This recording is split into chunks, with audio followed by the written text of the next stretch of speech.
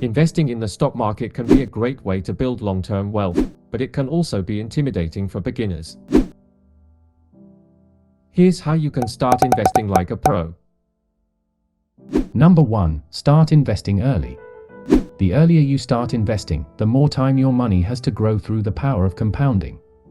Even small investments made regularly over time can add up to significant wealth. Number 2. Diversify your stocks.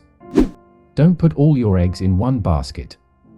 Invest in a variety of stocks, bonds, mutual funds, and other assets to spread your risk and potentially maximize your returns. Number 3. Invest in low-value stocks.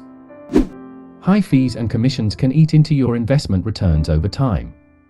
Look for low-cost investment options, such as index funds or exchange-traded funds, ETFs, to help keep expenses down. Number 4. Invest for the long term. Don't try to time the market or chase short-term gains.